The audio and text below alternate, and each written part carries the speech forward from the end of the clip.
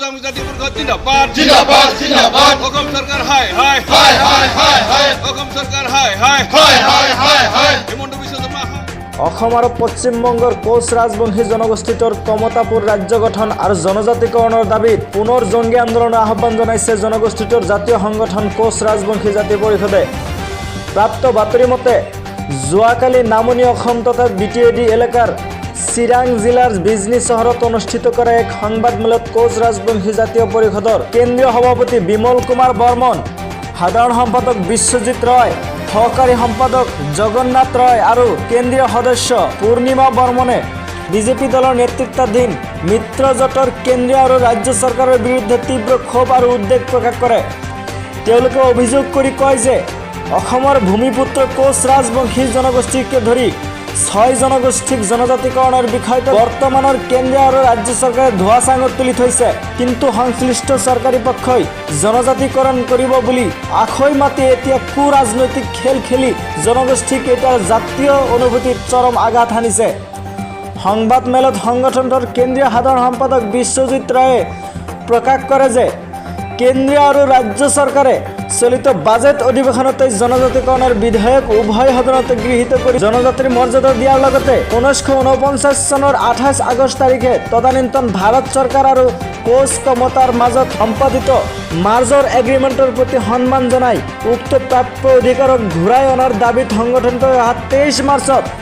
বঙাইগাঁও জিলাৰ সদৰ চহৰত 3 ঘণ্টাৰ অৱস্থান ধৰ্মঘট আন্দোলনৰ আহ্বান জনায়। পৰৱৰ্তী সময়ত এক দীঘলীয়া গণতান্ত্ৰিক আন্দোলনৰ কাৰ্যসূচী গ্ৰহণ কৰিছে বুলি হুংকাৰ দিয়ে। আমি পুনৰ জনাইছোঁ, অসম আৰু পশ্চিমবংগ ৰাজ্য দুখনৰ কোচ ৰাজবংশী জনগোষ্ঠীৰ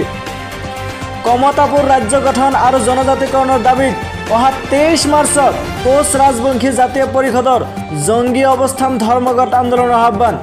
বিজেপি নেতৃত্বাধীন চৰকাৰে কোচ ৰাজবংশীৰ সমস্যা সমাধান কৰে। আমি বহুবাৰ স্মাৰকপত্ৰ কৰিলেও কোনো ধৰণৰ গুৰুত্ব প্ৰদান কৰা নাই। গতিকে কোচ ৰাজবংশী জাতীয় পৰিষদে অনুভৱ কৰিছোঁ যে আন্দোলন নকৰিলে কোচ ৰাজবংশীৰ সমস্যা সমাধান নহয়। সেয়েহে অহা 23 মাৰ্চৰ পৰাই আমি পৃথক কমতাপুৰ ৰাজ্যৰ দাবী আৰু কোচ ৰাজবংশীৰ অনুসূচিত জনজাতিকৰণৰ দাবী আমি এলানি আন্দোলন কাৰ্যসূচী গ্ৰহণ কৰিছোঁ। অহা 23 মাৰ্চ তাৰিখে বঙাইগাঁও চহৰৰ সদৰত আমি 3 ঘণ্টা অৱস্থান ধৰ্মঘট কাৰ্যসূচীৰ জৰিয়তে আমি প্ৰধানমন্ত্ৰী আৰু অসম মুখ্যমন্ত্ৰীক আমি পৃথক কমতাপুৰ ৰাজ্যৰ দাবী আৰু অনুসূচিত জনজাতিকৰণৰ দাবীটো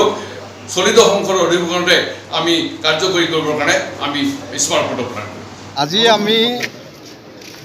ৰাজা বিজিত নাৰায়ণ দেৱে প্ৰতিষ্ঠা কৰা এই ঐতিহাসিক বুঢ়ী ঠাকুৰণী থানত কোচ ৰাজবংশী জাতীয় পৰিষদৰ তৰফৰ পৰা সমবেত হৈ যোৱাকালি অসম বিধানসভাত যি জনজাতিকৰণ সম্পৰ্কত যি প্ৰশ্ন উত্থাপন হৈছিল, সেই প্ৰশ্নৰ উত্তৰত ইতিমধ্যে জনজাতি বিভাগৰ মন্ত্ৰীয়ে এই কথাটো উল্লেখ কৰিছে যে কোচ ৰাজবংশীকে ধৰি 6 জনগোষ্ঠীক জনজাতিকৰণ সম্পৰ্কত অসমৰ মন্ত্ৰীমণ্ডলে যি প্ৰতিবেদন কেন্দ্ৰীয় চৰকাৰক দিব লগা আছিল তাৰ এতিয়া কোনো আগবঢ়া নাই বা জনজাতিকৰণ সম্পৰ্কত কোনো প্ৰতিবেদন এতিয়ালৈকে প্ৰস্তুত কৰা হোৱা নাই।